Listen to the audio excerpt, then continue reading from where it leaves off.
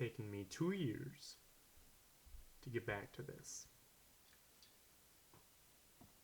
And it's taken me 5 years to finish another thing.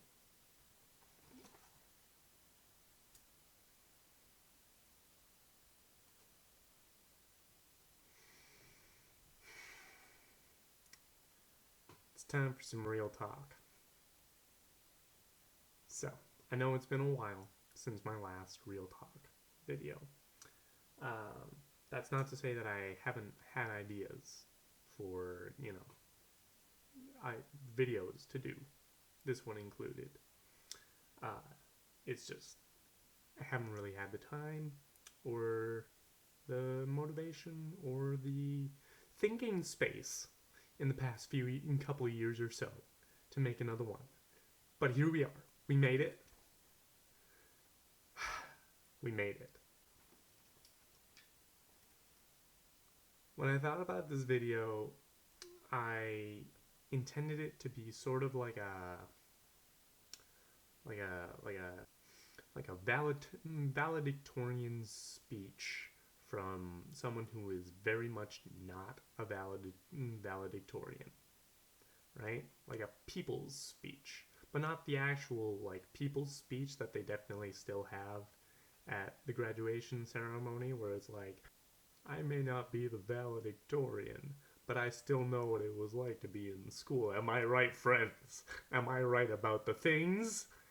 Because I find the speeches at a lot of graduation ceremonies lacking in certain aspects.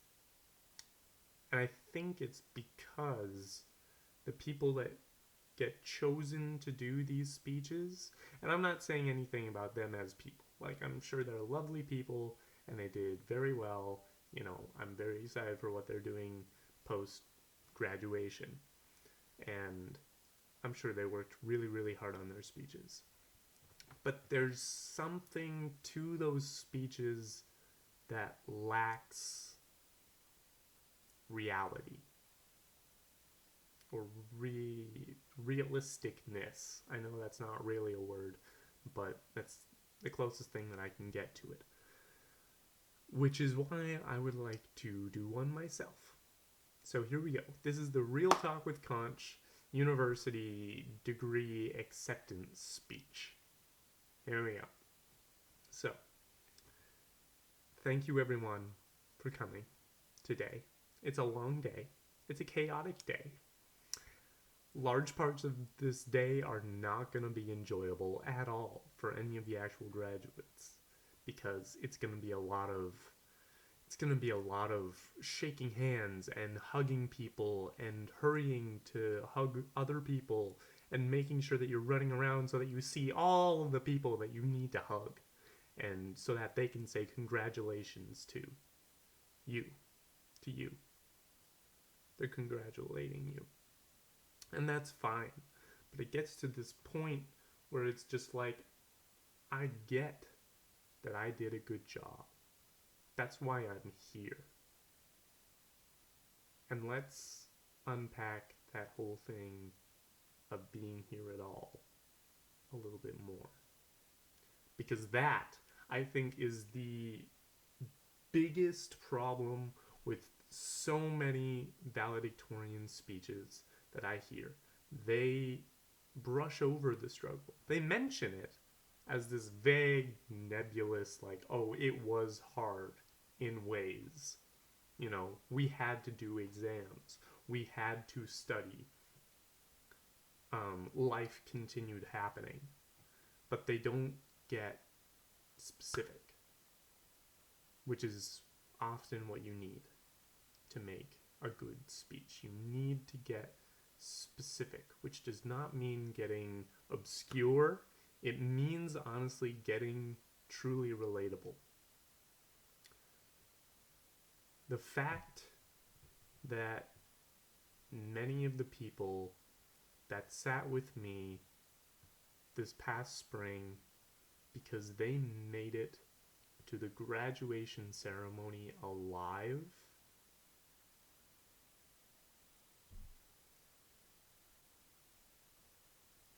is something to be considered and something, at the very least, to be celebrated. And it's not mentioned. There is so much mental health stuff.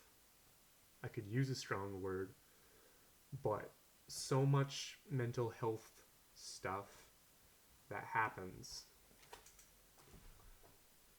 over the course of a 4 or 5 year stint of university, especially in the 21st century, especially over this past decade, or over the past half decade even. There are so many points in an academic career where I don't understand how I made it. That's not to say that I personally was ever in danger of doing anything drastic. I'll say explicit. I never felt suicidal. That wasn't something that I had to deal with. But I know that there are a lot of people that graduated with me this year, and the people that I started with who graduated a year before me, who did not expect to survive their degrees. And that is something that I am very bothered by, the fact that it is not mentioned.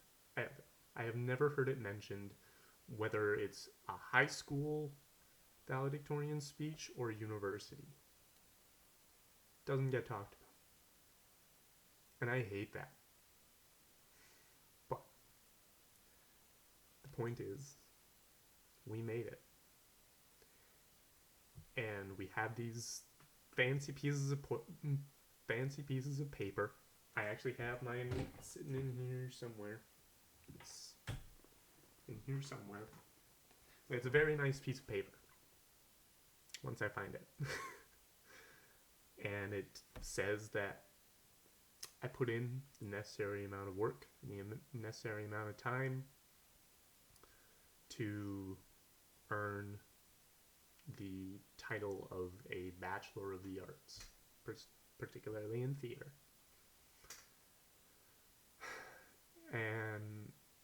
But that doesn't mean that I should expect myself to end up in theater.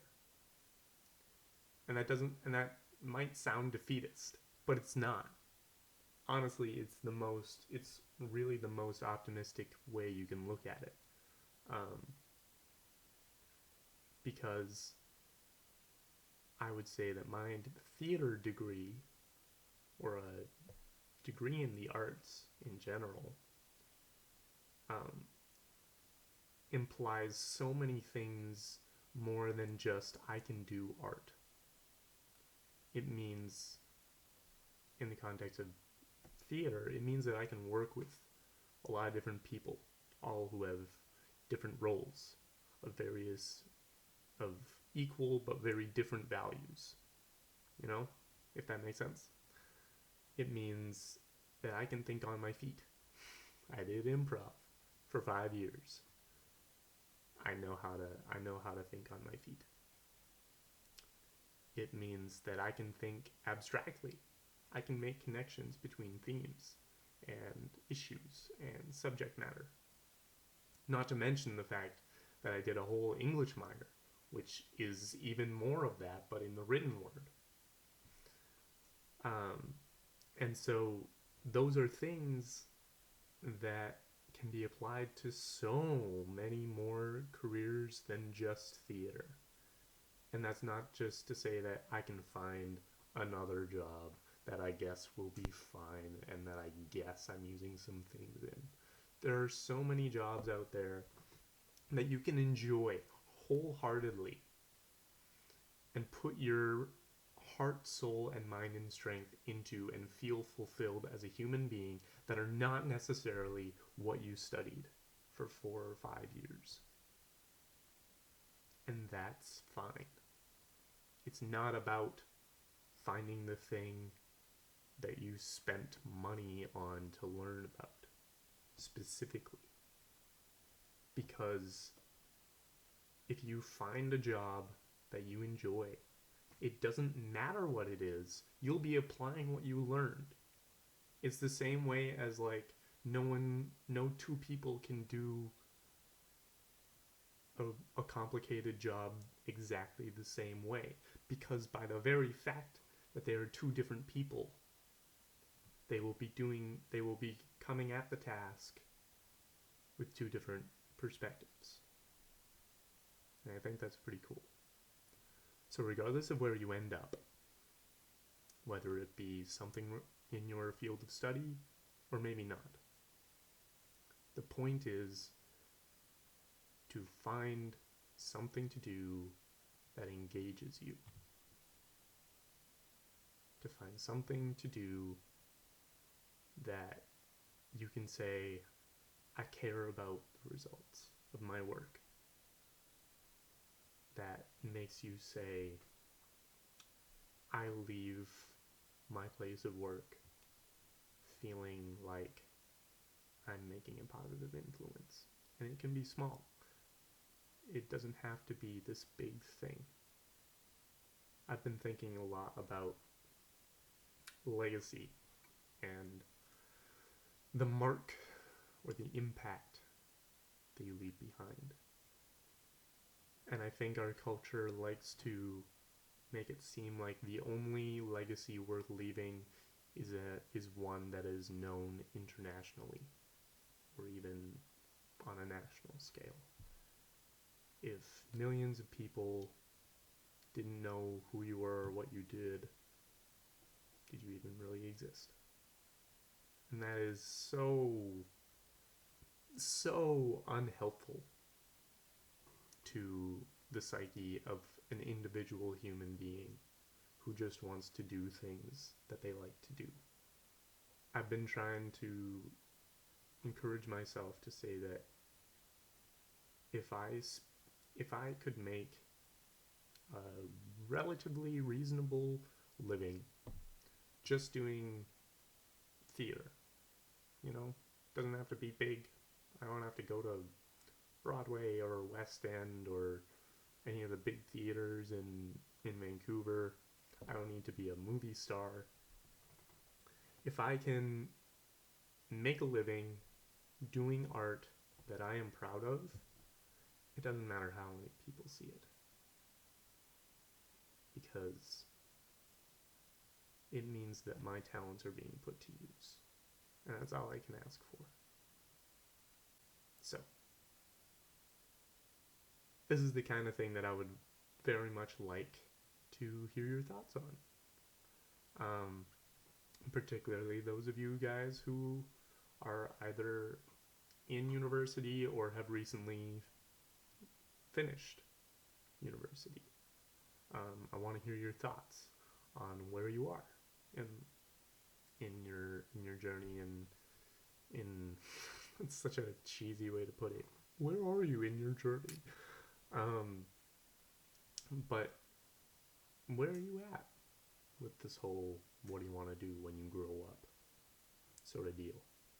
And what if it's different than the thing that you're already doing? Also, I've got another idea for a Real Talk with Conch video. So the gap between this one and the next one will not be 2.5 years. Don't worry. It's coming in due time. But until then, I would love to talk with you guys about this. I'll be in the comments. I've made sure that I, respond to comments as they appear. I have a small enough audience that I can do that pretty thoroughly. So I would really like to hear what you have to say. Also, there's the normal stuff of If you like this video, if something stuck with you, if it made an impact, then feel free to click the like button, leave the thoughts in the comments, and if you haven't subscribed or rung the bell, I guess you can do those things. I'm really glad that you've made it this far. Before I sign off, I actually remembered this was an interesting note. I'm making this video in September, which I just today found out is National Suicide Prevention Month. So, as I've mentioned earlier in this video, if you're watching this and it's been a struggle to make it to this point, let me be one to say, I'm so glad you're here. I'm really glad you've made it this far. And I really hope that I can help you in some weird way to keep going. If I can make that kind of effect with even one video, that's all that matters. So, that said, if you need help, I put links to a couple help hotlines down in the description. Stick around, because you never know, it might be worth your time. I'll see you later.